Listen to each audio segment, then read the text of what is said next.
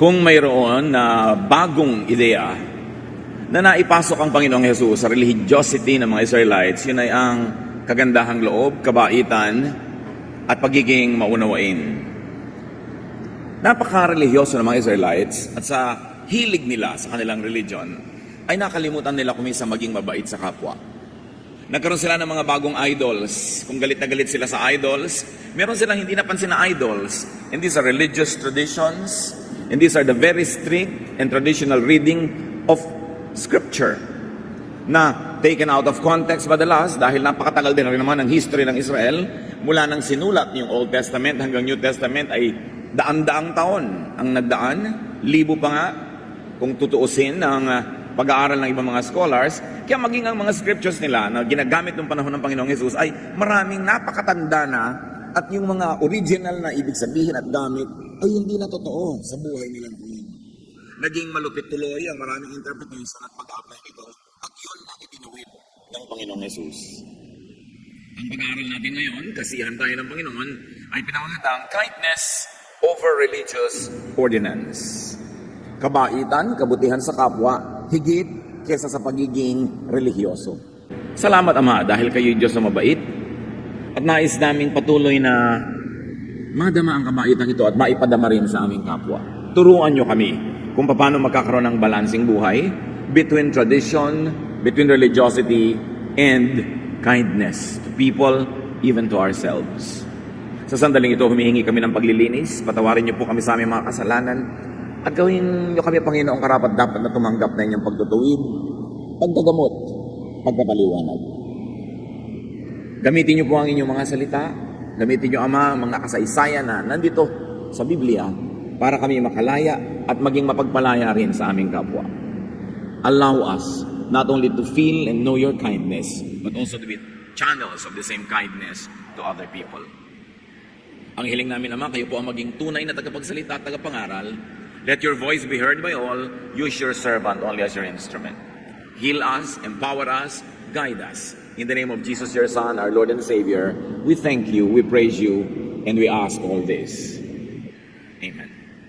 Kindness over religious ordinance. John 7:14 to 15. When the festival was about half over, Jesus went into the temple and started teaching. The leaders were surprised and said, "How does this man know so much? He has never been taught." Kilala ng mga tao, mga kababayan ni Jesus, ang background nitong si Jesus. They had a very small country and they lived in very small villages where everybody knew everyone else. At nagtaka sila. Hindi naman ito nag-aral sa napakatataas ng mga paaralan. Hindi naman siya nagkaroon ng mga private tutors tulad ng ibang mayayaman. Bakit ang runong-runong niya? And here at once we know that great spiritual knowledge is revealed by God, not taught by men. Ang mga matataas at matatayog na bagay ay ipinagkakaloob ng Espiritu ng Diyos. Hindi ito na pag-aaralan o na ituturo ng tao sa kapwa-tao. At agad-agad mayroong leksyon para sa atin, mga kapatid. Open yourself for spiritual revelation. Kailangan nakabukas ang ating isip, nakabukas ang ating puso para sa mga pagpapahayag at mga kaloob ng Diyos na lumalampas sa human mode of instruction. Pero kung laging makitid ang ating isip, lagi nating nire-reject agad yung hindi natin madaling maintindihan, hindi tayo magiging bukas para tumanggap ng mga higit lalong mga pagpapala, pagtuturo, pagtutuwid mula sa Espiritu ng Diyos. We need to have a healthy level of openness so that more and more could be revealed. Because the will of God for us is that we should change from glory to glory. Kung ang alam natin tungkol sa Diyos, ang pagkaunawa natin sa salita ng Diyos ay kamukha pa rin ang pagkakaalam natin 20 years ago, 15 years ago, 10 years ago, or 5 years ago na wala man lang nag-improve, na-develop, lumalim, ibig sabihin hindi tayo nag-grow. At yan kuminsan ang problema.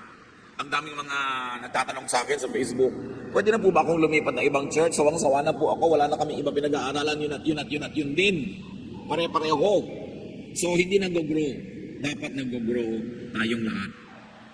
Pero para mag-grow, para lumago, dapat bukas ang isip. Kuminsan handa kang magulo ng kaunti. Dahil mula dun sa alam mo na, siguradong sigurado at secure na secure, matcha-challenge ng another reading, another angle. another interpretation. Hindi ka dapat allergic doon at tatawagin mo agad na demonic dahil bago o kakaiba o dahil hindi mo maintindihan. We don't have to overprotect God's truth because God's truth will always prevail. Willing ka na pakinggan ng isang makakaiba o bagong anggulo ng paliwanag at limi-limiin, suri-suriin. Kung hindi maintindihan agad, hindi naman kailangan magpasya ka na tanggapin o i-reject agad yun eh. Pwede mo namang isa-isang tabi at pag nagkaroon ka na ng kakayanan na maunawa yun ay saka mo na lang uli balikan. Do not reject anything that you don't understand because you might be denied spiritual and mental growth. Siyempre, hindi rin naman natin basta-basta nilululon, tinatanggap ang anumang bagong dating dahil baka nga mali. Suriin, pero withhold judgment. Pero ang lahat ng lalago ay yung handa na magbukas ng isip para ito ay lumago. Verse 16, Jesus replied, I am not teaching something that I thought up. What I teach comes from the one who sent me. If you really want to obey God, you will know if what I teach comes from God or from me.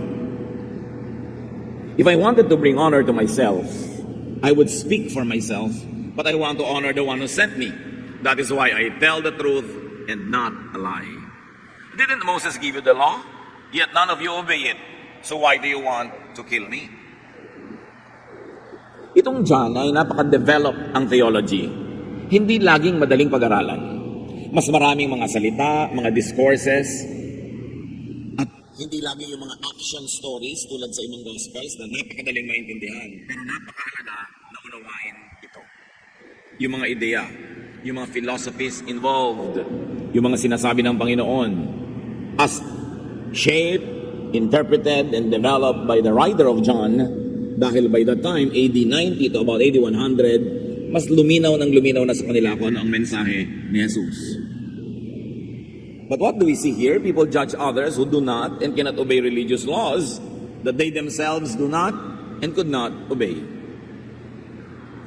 Napakahigpit ng mga Israelites sa mga nakalalabag sa kautusan, hindi nakasusunod sa mga ordinansa. Pero sabi ni Jesus, kayo rin naman hindi nakakasunod.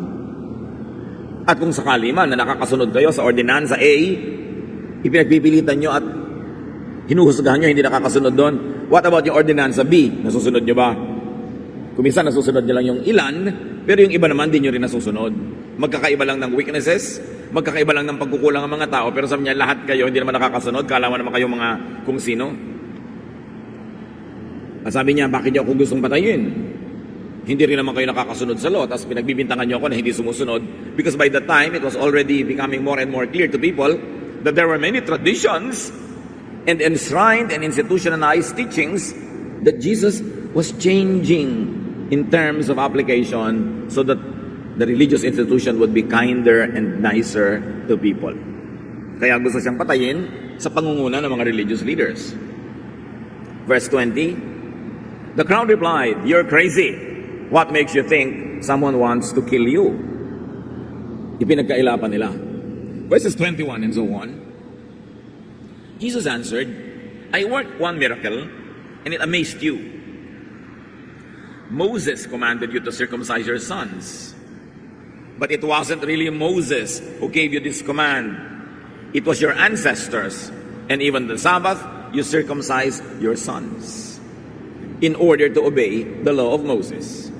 Why are you so angry with me for making someone completely well on the Sabbath? Don't judge by appearances. Judge by what is right."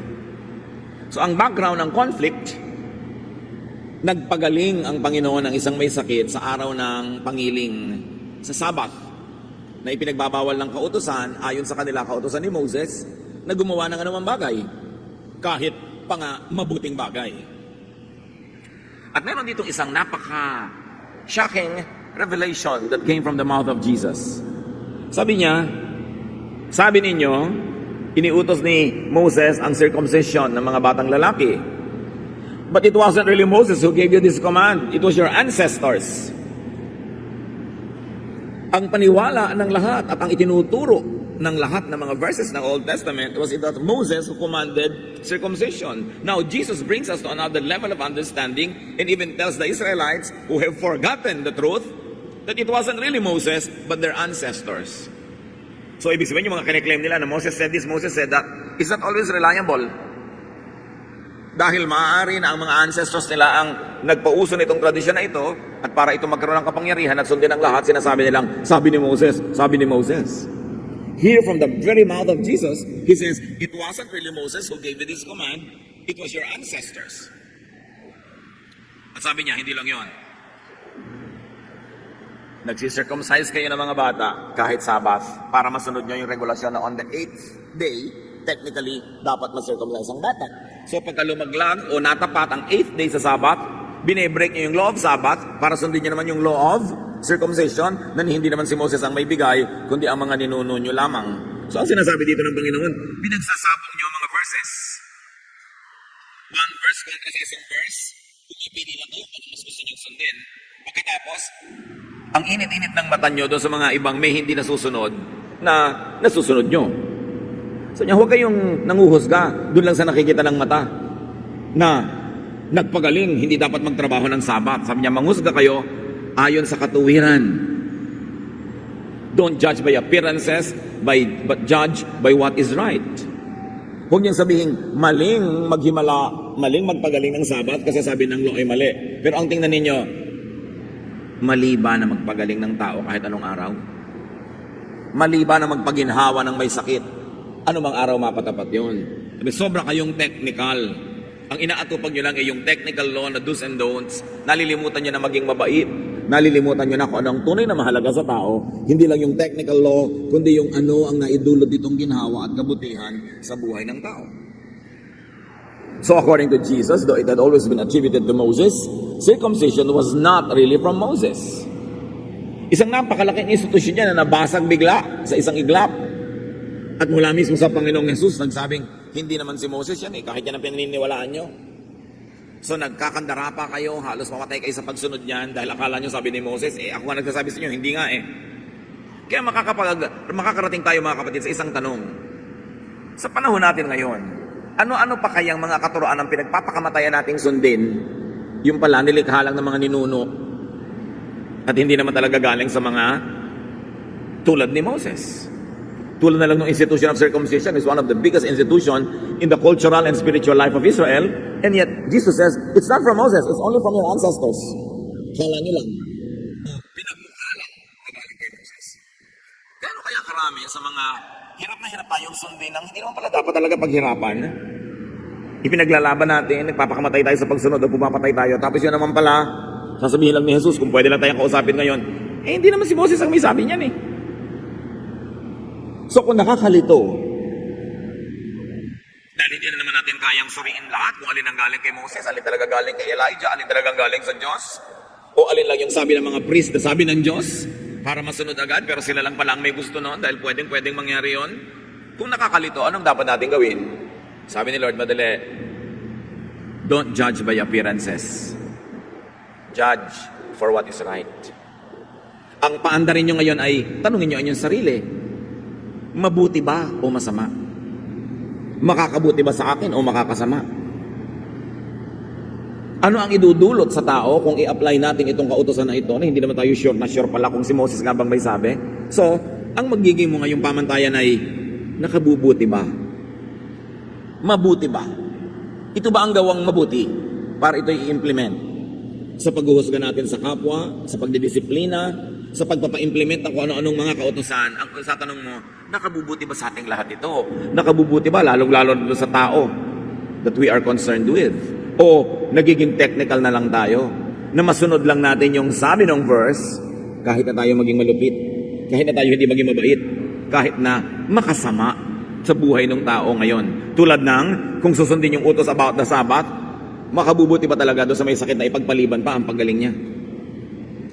Kung hindi pa siya pinagaling ng Panginoong Hesus nung araw na yun, bukas ba talaga magkikita pa sila para magawa yun? O mapapabayaan na siya buong buhay at hindi na siya magkaroon ng pagkakataon? Mabuti ba na harangin ang gawang mabuti sa oras na ito para lang sundin ang isang technicality o gawin na ngayon dahil merong makikinabang? Sabi ni Lord, huwag kayong palibang. Pag nalilito kayo, tingnan ninyo kung makatwiran. Huwag niyo lang tingnan yung appearances, yung form. Can you imagine that circumcision was from the Israelite ancestors? That it was from tradition only? Isang idol na binasag ni Jesus. At siyempre may isa pa siyang idol na binasag, the idol of the Sabbath. Dahil talaga namang ipaglalaban ng mga Hudyo ang Sabbath. At magpahanggang ngayon, maraming conservative Jews, pag kami kapwa sila Diyon na nagtatrabaho pag Sabbath, binabato nila hanggang ngayon. Subukan mong umarkila ng sasakyan o mag-taxi, lalo sa mga conservative districts ng Jerusalem, during the Sabbath, babatuhin nila yung taxi kasi nagagalit sila sa driver na bakit pumapasada ay Sabbath. Paano ngayon kung papasada yung ambulansya? Halimbawa, technical ka, dapat sundin ang Sabbath. Meron ngayon nagkakaroon ng seizure, nakaka-heart attack, kailangan dali sa ospital, kailangan magtrabaho yung driver ng ambulansya. Papayag ka or not? Kung religious leader ka, baka hindi. Pero kung nanay mo yung nangingisay, payag ka to break the Sabbath? Yun ang point ni Jesus. Ang gawin yung patakaran, pamantayan ng paghusga sa tamang gawin o hindi makabubuti ba? Hindi yung dahil ang sabi ng ganitong letra, sabi ng ganitong verse, sabi ng ganitong paragraph, kahit na ang maging bunga sa'yo ay magdusa ka, maghirap ka, masaktan ka, sundin natin ito. Yun ang binasag ng Panginoong Jesus. Yet the Jews broke the Sabbath just to circumcise boys on the 8th day. Kaya pinapakita ng Panginoong Jesus, kunwari pa kayong hilig-hilig sa Sabbath, pero nag-circumcise din naman kayo Kasi may iba naman kayong panghahawakan na tradisyon. Tradisyon na hindi naman ang galing kay Moses. Kaya sabi niya, bakit ngayon kayo magagalit sa akin at gugustuhin niyo akong patayin? Dahil lang meron akong pinagaling ng Sabbath. Dahil alam niyo ba ng Old Testament, pinapatay talaga yung nagtatrabaho sa Sabbath. Meron nga isang batang lalaki ng nangangahoy, nahuli nilang nangangahoy, araw ng Sabbath, pinatay yun. Kung kapatid niyo yun, kung kayo yung magluluto, kailangan niyo ng panggatong, ipapapatay niyo ba yun? Kasi sabi, be kind. The Lord was saying, it's time for us to relax, to be kinder and nicer to each other, and use tradition, use even scripture to be kind to each other, not to be unkind. What is more important, religious ordinance or people's well-being? According to Jesus, not only in this event, but in all other events, it was people's well-being, healing, comfort, and rest that was important to Him. Kaya sabi niya, come to me all of you who are tired and heavy laden, and I'll give you rest. Take my yoke upon you. My yoke is easy. My burden is light. Sabi niya, you will find rest for your souls. Ang inuuna ng Panginoong Yesus ay yung kapahingahan ng mga pagod. Luwag ng dibdib ng nasisikipan ng paghinga. Yung pagkakaroon ng kapayapaan imbes kaguluhan sa buhay ng mga tao. Pagpapagaling ng may sakit imbes pagsunod sa technicality of religious law. Ang inuuna ng Panginoon is kindness and love. Kaya nga sinabi niya, a new commandment I give you. Bakit may new? Kasi ang daming old. Sabi niya, love one another. If you love one another, people will know that you are my disciples. Kasi yung mga Israelites, sabi nila, malalaman nila na tayo ay anak ng Diyos pag hindi tayo nagtatrabaho pag Sabbath, pag sinicircumcise natin ang mga male children, pag hindi natin kinakain ng ganito, pag ganito ang haba ng ating buhok, malalaman nila anak tayo ng Diyos. Pag ganito at pag ganon, sabi ni Jesus, malalaman na kayo ay aking mga disipulo at tagasunod kung kayo maibigin. So, ibig sabihin, hindi na ako interesado na makilala kayong Christian sa haba ng buhok nyo o iksi. Hindi sa haba ng damit nyo o kaiksian nito. Hindi sa kung anong kinakain nyo at hindi kinakain. Malalaman kayo, aking mga tagasunod, kung kayo maibigin. Yan ang distinctive ng mananampalataya sa Panginoong Jesus.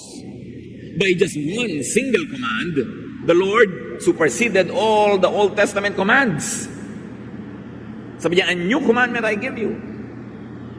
Kaya may nagsabi pa nga, ano po ba pinakamahalagang command?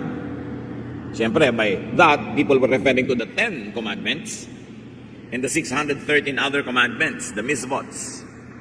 At sabi ni Lord, dalawa lang ang mahalagang commands. Una, love God. Pangalawa, love others like you love yourself. So kung tutusin, isa lang, parehong love. And by that statement, Jesus subsumed all Old Testament commands to His new command, the command to love. So pag meron ngayong verse, halimbawa, lalawaling sa Old Testament, pag gusto mong i-apply sa kapwa mo, sa iyo, sa sarili mo, tapos nakita mo hindi naman loving, pag in-apply, i-apply mo pa o hindi? Sabi ni Lord, ang iniiwan ko lang sa inyo is the command to love. At ito ay nasubukan nung merong babaeng nahuling nangangalo niya sa akto ng adultery. Kinaladkad ang babaeng ito at sinubsob sa harapan ni Jesus at sinabi, ang babaeng ito ay huling-huli sa akto ng pangangalo niya. Sabi ng batas ni Moses, eto na naman yung batas ni Moses, no? Eto na naman yung Old Testament commands. Ang ganyang uri ng mga babae ay dapat batuhin hanggang mamatay. Ipinabato ba ng Panginoon? Alam nating hindi.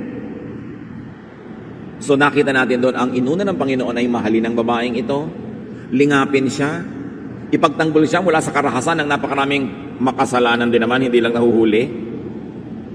Mahilig tuloy silang i-assign ang kasalanan nila sa iba para hindi sila mapag-initan. Hindi ipinabato. So kitang-kita natin, ang iniangat ng Panginoon ay yung utos niya na maging maibigin, mapagpatawad, mapagkalinga. Kaya lang nga, malinaw na sana na yung mga old commandments ay napangibabawan ng commandment to love, pero hindi lang naman doon natapos. Dahil matapos ang Panginoon ay umakyat sa langit at nagsimula yung church na ma-develop, at ngayon ay 2,000 years na ang development ng church, marami na namang commandments ang naimbento ng mga ancestors natin na tumakip muli sa commandment ni Jesus to love. Kaya hanggang ngayon, ang mga Bible-based churches, maraming mga katuruan, maraming mga utos, maraming mga methods na hindi rin loving uli. So itatanong mo, kung sinabi ni Jesus that the greatest command is to love, yun ba ay i-apply lang doon sa past before Him o also din sa future after His earthly ministry? In other words, it would be the highest command of all time, whether going back to Old Testament times or going through New Testament times up to modern times. Of course, that should be the attitude. Jesus died to love. And Jesus died to bring people into a loving knowledge of God and to reveal that God is love. Kasi ang pagkakakilala ng mga tao sa Old Testament ay napakalupit ng Diyos, laging masungit, laging galit, pinapatay lahat ng tao, pinapagalitan lahat ng tao, at napakaraming mga malulupit na priest and religious policies na nagtatago sa likod ng Diyos. Dapat balikan yung utos ni Jesus na yon, to be loving and to be kind above religious ordinance. Not everything that the Jewish people said and believed was true. That's what Jesus emphasized. Hindi lahat. Not even institutionalized traditions. Not even what was written by their scribes in their scriptures. Tapos ngayon, may bagong idol tayo, what all the scribes wrote. Na kahit hirap na hirap tayo sa pagsunod at hindi na praktikal, pagigiitan pa rin. Dahil sabi ng mga scribes, sabi ng verse. Jesus was emphasizing that we should not needlessly place religious tradition and formula above what is practical, loving, and kind. Unahin ang pag-ibig, ang ginhawa at ikabubuti ng kapwa-tao. John 7:32 and so on. When the Pharisees heard the crowd arguing about Jesus, they got together with the chief priests and sent some temple police to arrest him. But Jesus told them, I will be with you a little while longer, and then I will return to the one who sent me. You will look for me, but you won't find me. You cannot go where I am going. Nung mabalitaan ng mga temple officials na nagkakaroon ng aligasgas tungkol sa mga katuruan ni Jesus, pinapa-aresto siya. It's dangerous when religious people have also police power, because they're going to use police power to impose their beliefs on everybody. At nagkakaroon ng religious fascism, no? Yung rule of the powerful.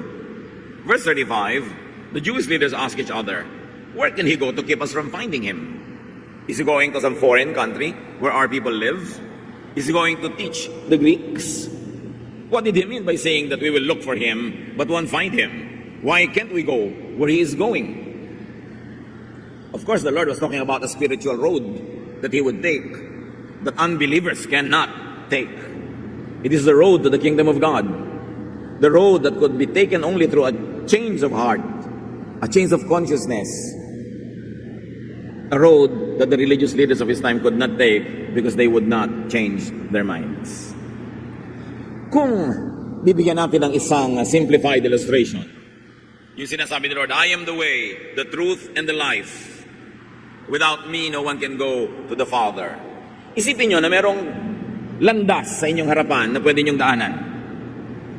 Pero, nakaharang sa landas na yon ay rehas na hindi kasya ang tao, pero kasya ang pusa na dumaan. Hindi kayo makakadaan sa daan na yon habang pinananatili nyo yung size nyo na size ng tao. Kailangan maging size kayo ng pusa para kayo makaraan at madaanan yung road na yon going to the Father in heaven. In other words, there has got to be a change that should happen, not in the size of our body, but in the size of our brains. There has got to be a change that should happen in the way we think, in our attitudes, in our value system, so we can take the road that is Jesus.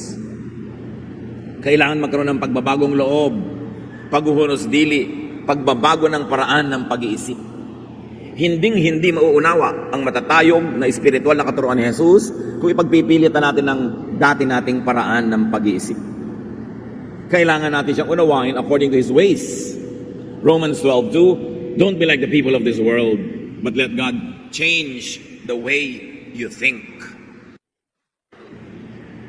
Then you will know how to do everything that is good and pleasing to Him. Hindi lang binabago ang anyo, ang suot, ang itsura. Hindi lang binabago ang habits, kinakain. Ang binabago para natin makita si Jesus at masundan, paraan ng pag-iisip. Kaya dapat ang tao, handa na mabago siya. Ibig sabihin, lumipat siya sa pagtungtong niya sa letter A, lilipat siya sa B, para maiba siya. Dahil pag tumungtong siya sa B, maiiba na yung pananaw niya. Hindi dapat ipagpilitan ang dati ng nakasanayang pag-iisip. Kahit sa ating kapwa, sa ating pamilya, sa ating mga kaibigan, ang hirap naman yung may kamag-anak o kaibigan na ayaw man lang magbago ng pag-iisip, ayaw tumanggap ng suggestion, ayaw makinig ng payo, ayaw ibahin yung utak niya. Yan ang mga mahihirap makasama. So to know God, you've got to take the Jesus way. And to take the Jesus way, you must be able to pass through that sieve, that screen. Kailangan makaraan ka doon. 1 Corinthians 2:14, that's why only someone who has God's Spirit can understand spiritual blessings. Anyone who doesn't have God's Spirit thinks these blessings are foolish. Pag hindi mo naiintindihan yung argumento ni Jesus, yung mga binabago niya, you don't have the blessing of the Spirit of God. Kaya kailangan nyo nang hingin na readily ibinibigay ng Panginoon sa sino mang handang baguhin ang kanyang pananaw at pag-iisip. If people could not readily grasp the ideology, the philosophy, the principle, if they could not readily grasp the spirit of Jesus' way, called also the way, there's an easier track. Kasi minsan hindi naman lagi talaga madaling maintindihan yung thought, yung ideya. At kung may mga tao na hindi nila agad maintindihan yung ideya, yung mga ganitong klaseng usapan, merong isang paraan para makasunod pa rin kay Jesus na hindi mo sobrang naiintindihan yung ideya. They should follow Jesus' method, style. They should just follow Jesus' loving ways. So sumusunod ka kay Jesus dahil nauunawa mo yung matayog na teorya, bakit ka susunod? At kung hindi man, sumunod ka na lang, maging loving ka, maging kind ka, mapapalagay ka rin sa daanan na yon at hilingin mo at asahan na after a while, ay maunawaan mo rin kung ano yung ginagawa mo. Pero ang gawin mo na, yung itinuturo ni Jesus. Kahit hindi mo pa sobrang naiintindihan. Kaya sa nire-resist mo pa, dahil pinagpipilitan mo yung dati mong naiintindihan, unloving, legalistic, stubborn ways, you will never enter the kingdom of heaven. At pag sinabi natin you will never enter the kingdom of heaven, hindi natin laging ibig sabihin na hindi ka maliligtas, kundi hindi ka makararating sa punto ng buhay mo na nagkakaroon ka ng spiritual joy, ng peace. Hindi ka makakarating sa punto ng buhay mo na pinaghaharian kang lubos ng Diyos.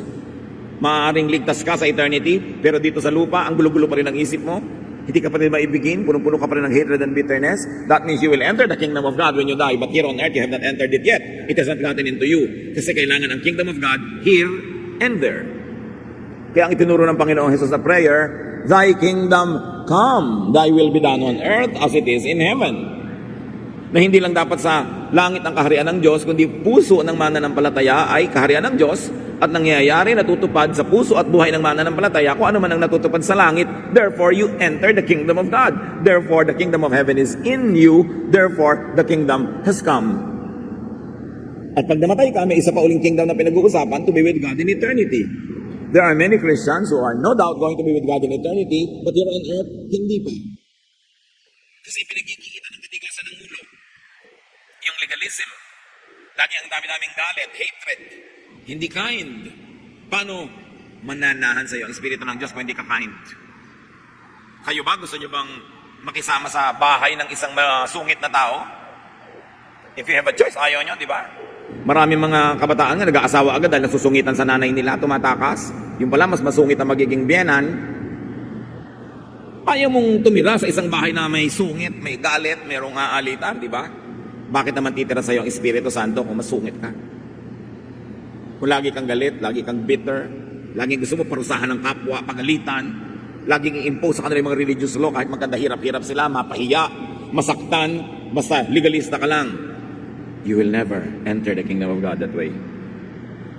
Kaya sabi ni Jesus, I am the way, I am the truth, I am the life. No one comes to the Father except through me. In other words, take the Jesus way, mga kapatid. How do you take the Jesus way? Dalawa. Yung naiintindihan mo sa isip mo at ginagawa mo sa isip mo, or hindi mo sobrang naiintindihan pero sumunod na lang yung katawan mo. Naging mabait ka na lang, naging mapagpatawad ka na lang, mapagbigay sa kapwa. Yun din ang Jesus way. Ang sarap kung pareho na ginagawa mo. Sinusunod mo ng katawan mo, pagkatapos naiintindihan ng utak mo kung ba't mo ginagawa yun. Pero hindi naman lahat nakakaintindi, so sumunod na lang. Practice kindness over religious ordinance. Kahit ano pang religious ordinance, pag ipinatupad mo at naging malupit ka sa kapwa sa pagpapatupad noon, hindi na yun ang Jesus way. Kaya pag nalilito ka, ano bang gagawin ko? Maging mabait ka na lang. Maging mabuti ka na lang, mapagpatawad, hindi ka papagalitan ng Diyos sa pagiging mabuti. Kung magkakamali ka kapatid, magkamali ka na lang on the side of being kind rather than unkind. So, paano kung sumabrang bait naman ako, baka maabuso ako, o baka naman yung mga kapwa, pananagutan na nila kung nang abuso sila, pero ikaw, naging mabuti ka at mabait. Do not blindly follow religious tradition which could have been created only by people, especially if they don't work or are not effective. Kita nyo kung paano pagkakandarapan ng mga Israelites sa pagsunod sa circumcision law? Tapos sasabihin sa kanila ni Lord, hindi naman si Moses ang binibigay sa inyo yan, mga ninuno nyo lang gumawa niyan eh. Gaano karami ang pinaghihirapan natin sundin na kung pwede lang sabihin niya sa iyo ngayon, ba't ka naghihirap? Hindi naman Diyos ang may sabi niyan. Paano ko pa malalaman kung ano sabi ng Diyos? Sa daming nakakalitong reading at interpretation. Paano ko malalaman kung anong tama kong gawin sa dami ng mga iba-ibang ideya kung anong tamang gawin? Sabi ni Lord, yung loving, yung kind, yung good, di ka pwede magkamali doon. Love even covers a multitude of sins. Huwag mong gayahin ng mga reliyosong tao na pagod sa paggawa ng mga bagay na walang kabuluhan. At walang point. Hebrews 10:11, the priests do their work each day. And they keep on offering sacrifices that can never take away sins. Nakita ninyo? Napakarami ginagawa ng mga religious leaders na nakakapagod pero wala namang magbuting bunga. Hindi nakakapag-alis ng kasalanan, nakakapagdagdag pa nga. So just be kind, be good. It is the best expression of religion. Do not blindly follow religious tradition which could have been created only by people, especially if following them could make you unkind. Maraming ganun eh. Nagiging unkind dahil religious. Parang magkakontra yung dalawang ideya na yon. Because true spirituality, high religiosity, is supposed to make us kind. To the point of being like Jesus, who did not cause this woman caught in adultery to be stoned to death. At kung ganun kalala na ang kasalanan, at si Jesus ba ang pwede maghusga na meron siyang karapatan, hindi niya hinusgahan, hindi niya ipinabato, sino tayo para mambato ng kapwa? Sino tayo para pahirapan ng kapwa? Dahil lang, sabi ni Moses, it's time for the church to mature, to go beyond the letter of the law, to move up to the spirit of the law. Panahon na para ang pananalig natin at ang ating mga ninunong napakatagal na pinananaligan ay mag-graduate from childishness at maging mature and loving and caring. Hindi lang laging abalang-abala sa pagpapa-impress, sa nakikita ng mata, sa panglabas na nakikita, kundi kabutihan sa kaloob-looban ng ating puso. Panahon na para maging kind, gentle and nice ang mga relihiyoso. And you know that is not the image of religious people. Sa kanila, masaktan ka na, sasaktan kita dahil sa amin ang religious ordinance. But Jesus shows us a loving way. And Jesus is the way, the truth, and the life. Unless we do it Jesus' way, we can never enter the presence of the Father. It is important to take the Jesus way. Ama namin, patuloy niyo pong palaguin ang pagkaunawa namin kung ano ang Jesus way. Hindi namin laging alam kung ano yon, pero may alam kami kung ano yon, what it is not. That it is not unloving, it is not cruel, it is not unkind. So teach us, Lord, to learn the love of Jesus and to take that road of love that leads to your heart and to take that road of life and love where your blessings abound. Pagbulay-bulayan natin mga kapatid kung anong application ito sa ating buhay. That we should place kindness and goodness above religious ordinance because it is the highest religion. Dear God, in silence, continue to speak to us and make this message personal so we can make personal applications. Let's be with the Lord in some silence, in prayer, in fellowship with the Spirit.